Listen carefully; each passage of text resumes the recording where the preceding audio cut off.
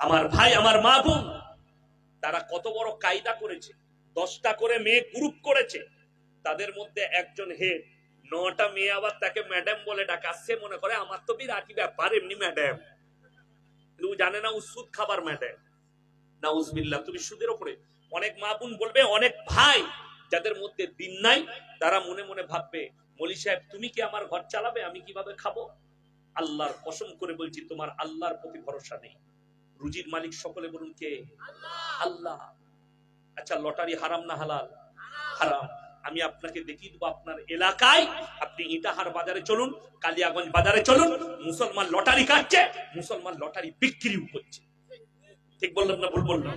অথচ জানে হারাম, আপনি কি করে অ্যাকসেপ্ট করলেন? মদ হারাম, মুসলমান মদও খাচ্ছে, মদও বিক্রি করছে। মুসলমানের কাছে সুদ কি করে হারাম হালাল হয়ে গেল? মুসলমানের কাছে গাঁজা মদ কি করে হালাল হয়ে গেল? মুসলমানের কাছে লটারি কি করে হালাল হলো? মুসলমানের কাছে মিথ্যা কি করে হালাল হলো?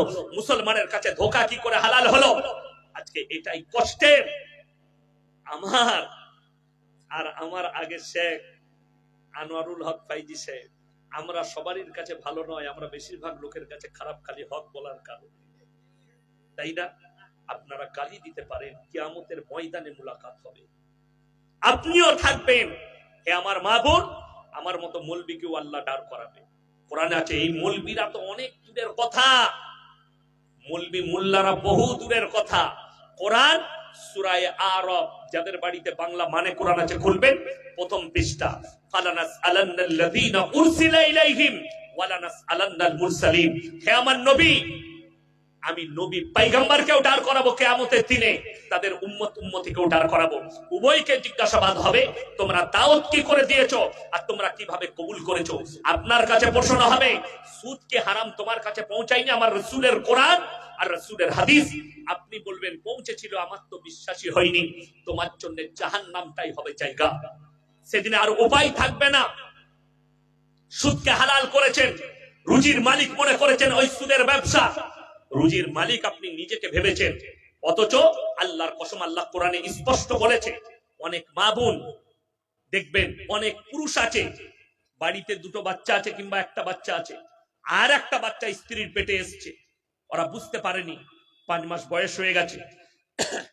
এরপরে বলছে বাচ্চা দিবার তো ইচ্ছা নেই, কি করে খাওয়াবো? কিছু মূর্খ লোক যাদের কাছে দিন নাই, দিনী ইলম, দিনী শিক্ষা না থাকার কারণে তারা কি বলে, আমার পেটে, স্ত্রীর পেটে বাচ্চা এসছে, আমি কি করে মানুষ করব? ওরে হারামখোর। ওই জন্য কোরআন জানা দরকার ছিল। আল্লাহ তাআলা কোরআনে স্পষ্ট বলেছেন, হে আমার নবী, তুমি তোমার উম্মতিকে বলে দাও, ওয়ালা তাকতুলু আওলাদাকুম খাশিয়াতা ইমলাক নাহনু নারযুকুহুম ওয়া ইয়্যাকুম। হে আমার নবী বলে দাও, তোমরা দরিদ্রতার ভয়ে নিজেদের আওলাদকে কতল করো না। একটা মানুষকে মার্ডার করলে পাপ আছে না নাই? কোরআনে অপর জায়গায় আছে, কেউ যদি অন্যায় ভাবে কোন মানুষকে, এখানে আল্লাহ কোন ধর্মের কথা বলেনি, সে হিন্দু হোক, দলিত হোক, আদিবাসী হোক, মুসলিম হোক, জৈন হোক, অন্যায় ভাবে যদি কেউ কোনো মানুষকে হত্যা করে, সে গোটা মানব জাতিকে হত্যা করলো। কেউ যদি কোনো মানুষকে বাঁচালো মৃত্যুর মুখ থেকে, গোটা মানব জাতিকে সে বাঁচালো। ওই জন্য ইসলাম হচ্ছে, নবীজি সাল্লাল্লাহু আলাইহি সাল্লামের হাদিস, তোমরা দেখো না তোমার বাড়ির পাশে কে বসবাস করছে, সে খ্রিস্টান হোক, সে দলিত হোক, আদিবাসী হোক, দাস হোক, মুচি হোক, ব্যক্তি হোক, হিন্দু হোক, সে যদি বিপদে পড়ে পাশে দাঁড়াও। ক্ষুধার্ত হলে খাবার দাও, বস্ত্রহীন হলে বস্ত্র দাও, বিপদে পড়লে পাশে দাঁড়াও। এটাই ছিল রাসূল সাল্লাল্লাহু আলাইহি সাল্লামের মেসেজ। আজকে তোমার কাছে তুমি হারামের উপরে, আমার উস্তাদে মাহতারাম মুফতি ইউসুফ সাহেব তাউলি, उत्तर प्रदेश मुजफ्फरनगर, আমি জিজ্ঞেস করলাম, হযরত अगर कोई लड़की या कोई शहर अपने बीवी के कोख के बच्चे को कत्ल कर दे तो ये माफी कैसे होगी? তিনি কি উত্তর দিলে জানেন? भाई कुरान और हदीस में तो इसका कोई माफी का जिक्र नहीं है। उनको कहो कि अल्लाह से माफी मांगे, न तो इन्होंने मर्डर किया, इसका तो কিয়ামত का दिन हिसाब होगी।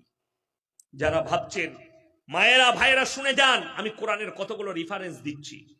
যারা ভাবছেন আমি ওষুধ আর ইনজেকশন দিয়ে গলিয়ে দিয়েছি, রক্ত হয়ে নেমে গেছে, পায়খানার চেম্বারে চলে গেছে, নদ নদী নালায় মিশে গেছে, হসপিটালের চেম্বারে আমার বাচ্চাটা গলে আমাদিকে পাগল মনে করছেন।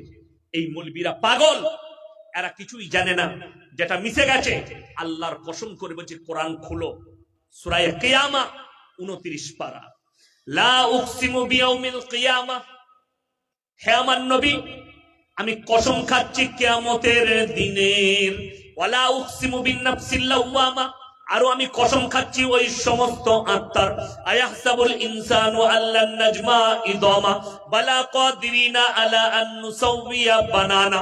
হে নবী, আমি কসম খাচ্ছি ওই সমস্ত আত্মার যারা বলে আমরা মরে গিয়ে মাটির সাথে মিশে যাই, আমরা ধুলো হয়ে উড়ে যাই, আমরা ছাই হয়ে যাই, আল্লাহ কেমন করে পুনরায় আমাদিকে জীবিত করবেন।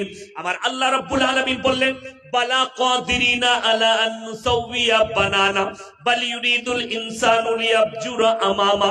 হে আমার নবী, বলে দাও, শুধু তোমাদের আকৃতি নয়, তোমাদের আঙ্গুলেতে যে দাগগুলো লাকিরগুলো আছে, আমি এইভাবেই মানুষকে পুনরায় জীবিত করতে সক্ষম। জোরে বলুন সুবহানাল্লাহ।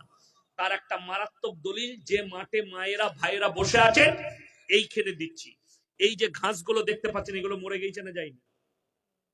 মরে যাচ্ছে না যায়নি? মরে যাচ্ছে, দেখুন সাদা হয়ে যাচ্ছে। এগুলো যখন বৈশাখ মাস আসবে, চৈত্র বৈশাখ, এগুলোর আর কোনো অস্তিত্ব থাকবে না, মিটে যাবে। আমি আল্লাহ কোরআনে বললেন, যেভাবে ঘাসকে মিটিয়ে দিই, আবার পুনরায় আষাঢ় মাসে যখন বৃষ্টি বর্ষণ করি, আবার তাদেরকে উজ্জাপিত করে তুলি, তাদেরকে জীবিত করি, আমি ওইভাবে মানুষকে মিটিয়ে দেওয়ার পরে জীবিত করার ক্ষমতা আমি আল্লাহ রাখি। জোরে বলুন সুবহানাল্লাহ।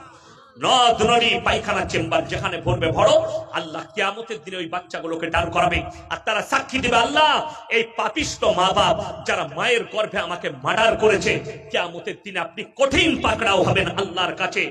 দরিদ্রতার ভয়ে জেনে রেখে দিবেন, আমার ভাই, আমার মা বোন, মায়ের পেট থেকে যে দুনিয়ায় আসছে, সে নিজের রুজি মেপে আসছে। যদি বলুন সুবহানাল্লাহ। যদি বলেন আরো দলিল দেন, আপনাকে বলে দিই, যদি এটা জানতে হয়, আপনি মালদা মেডিকেল কলেজে চলে যান, সকালবেলায় উঠে কলকাতার মেডিকেল কলেজে যান, পিজিতে, বাঙ্গুর হসপিটালে চলে যান, ক্যামরিতে চলে যান, দিল্লির টাটা মেমোরিয়ালে চলে যান। কোটিপতি লোক, কয়েক কোটি টাকার মালিক, গলায় নল ভরা আছে, লিকুইড খাবার যাচ্ছে, মুখ দিয়ে খাবার খেতে পারি না। তুমি বলছো টাকা থাকলে খেতে পাবো, তুমি বলছো সম্পদ থাকলে খেতে পাবো। যদি এটাও না বিশ্বাস হয়, আপনার ঘরের কাছে দলিল দিয়ে যাচ্ছি, ফজরের পরে সকালবেলায় উঠে ফজরের নামাজটা রায়গঞ্জের কোন মসজিদে পড়বে, দিয়ে বাজারে গিয়ে ফজরের নামাজ পড়ে এক জায়গায় চুপচাপ বসে দৃশ্যটা দেখবেন। 100টা বড় লোক, 100টা কোটিপতি খালি আন্ডার প্যান্ট পরে ছুটছে। কি হলো বে? সৈসু গয়কার র সুগা, আল্লাহ দিয়া নিয়ামত রোগ, কিন্তু ডাক্তারে বলেছে 3.5 কিলোমিটার হাঁটবি, ঠিক কিনা? সকালবেলায় উঠে ডাক্তারখানা গেছেন, বহরমপুর না হলে কলকাতা, রক্ত পরীক্ষা করেছে, রিপোর্ট এইছে কত? 530 সুগার। ই তো ভয়ে মরে যাচ্ছে, আমি কবে মরবো। ডাক্তারকে গিয়ে রিপোর্ট দেখিয়েছে, ডাক্তার বলছে আমি খাবারের লিস্ট দিচ্ছি, এই লিস্ট মোতাবেক চলতে হবে। বলে স্যার কি কি খাবো? সকালবেলায় উঠে 1 কাপ বিনা চিনির লাল চা। আচ্ছা, অনেকজন দোকানে গিয়ে বলে না, একটা বিনা চিনি চা দিবি তো? বলে না, বলে না। তাকে জিজ্ঞেস করো বিনা চিনি চা কেমন লাগে, বলে খাইয়া দেখ, দারুণ ভালো। আর আমি বলছি ছাগলে মুখ দিবে না, ওটা সুগার হয়েছে বলে ভালো লাগছে। বিনা চিনি চা কখনো ভালো হয়? চা মিষ্টি হতে হবে, ঠিক কিনা কথা বলে? চায়ে চিনি হতে হবে। সুগার হয়েছে বলে তাকে ভালো লাগছে, এখন ফেরে পড়ে ভালো লাগাতে হচ্ছে। আমার ভাই সকালবেলায় 1 কাপ বিনা চিনির লাল চা খাবে, 1 মুঠো সাদা চিড়ে ভাজা, না হলে ক্রিম কেক আর বিস্কুট, এটা হয়ে গেল। সে তখন বলছে স্যার একটা দেশি মুরগির ডিম সিদ্ধ, বলে ছুতে পাবি না, চলবে না, হাত দিবি না, মরে যাবি। তারপরে বললে তারপরে শুনে নাও, বেলা 11টার সময় 1 কাপ মাপা চালের ভাত খাবি। 1 কাপ কাপেতে মেপে নিবি, 1 কাপ চাল, সেইটাই যেইটুকু ভাত হবে অতটা ভাত নিবি। বললে স্যার গরুর মাংস বললে ছুতে পাবি না, মুরগি বললে ধারে পাশে যাবি না, খাসি বললে স্বপনে ভাববি না, কি খাবো স্যার? বললে খানিক করেলা ভাজি আর ভেন্ডি সিদ্ধ খাগা। এটা কিন্তু কোটিপতির লিস্ট। এরপর কোরআন খুলুন, হযরতে জাকারিয়া মরিয়মকে জিজ্ঞেস করছেন, ক্বালা ইয়া মারইয়ামু আন্না লাকি হাদা। মরিয়ম হচ্ছেন হযরতে ঈসা নবীর মা। কোরআনে আছে ওয়াজকুর ফিল কিতাবি মারইয়াম ইদিন তাবাদাত মিন আহলিহা মাকানান শারকিয়্যা। মরিয়ম যখন নিজের পরিবারের কাছ থেকে পূর্ব দিকে একটা স্থানে একটা রুমের মধ্যে নিজেকে বন্দী করে নিল, আমার আল্লাহ রাব্বুল আলামিন খুশখবরি পাঠালেন, ফাত্তাখাযাত মিন দুনিহিম হিজাবান ফারসালনা ইলাইহা রূহানা ফাতামাত্তালা লাহা বাশারান সাবিয়্যা। হে আমার জিবরিল আমিন, তুমি মানুষ রূপে প্রেরণ করো আমার মরিয়মের গৃহে, আর তাকে সুসংবাদ দাও একটা পুত্র সন্তানের। জিবরিল আমিন যখন প্রবেশ করেছেন তখন মরিয়ম বলছেন, আল্লাহর কসম করে বলছি আমি একজন পবিত্র পুত পবিত্র রমণী, তুমি যদি মানুষ হও আমার রুম থেকে কামরা থেকে বেরিয়ে যাও। জিবরিল আমিন বললেন, আল্লাহ আমাকে মানুষ রূপে প্রেরণ করেছেন, আমি হচ্ছি আল্লাহর ফেরেশতা জিবরিল আমিন, আমি তোমাকে সুসংবাদ দিতে এসেছি আল্লাহর তরফ থেকে পুত্র সন্তানের। মরিয়ম বললেন, আল্লাহর কসম আমি তো কোনো ব্যভিচারিণী নই, আর আমাকে পুরুষ মানুষে কেউ স্পর্শ করেনি, আমার বাচ্চা কেমন করে হতে পারে? আল্লাহ বললেন, হে আমার জিবরিল বলে দাও, আমি আল্লাহ বলবো কোন হয়ে যার সঙ্গে সঙ্গে হয়ে যাবে। হযরতে মারইয়াম বন্দী আছেন, তার ভেতরে দেখতে পাচ্ছে পেটেতে ঈসা নবী, আর আল্লাহ জান্নাত থেকে খাবার পাঠাচ্ছেন। হযরতে জাকারিয়া বলছেন, ক্বালা ইয়া মারইয়ামু আন্না লাকি হাদা। ওগো মরিয়ম, তুমি এত দামি দামি আখরোর মুনাক্কা দামি দামি খাবার কোথা থেকে পাচ্ছ? মরিয়ম উত্তর দিলেন, ক্বালাত হুয়া মিন ইনদিল্লাহ ইন্নাল্লাহা ইয়ারযুকু মান ইয়াশাউ বিগাইরি হিসাব। আল্লাহ যাকে ভালোবাসেন, আল্লাহ যাকে পছন্দ করেন তাকে বেসুমার রিজক দান করেন। কোথা থেকে দেবো, কেমন করে দেবো, আমি আল্লাহ ছাড়া পৃথিবীর কেউ জানে না।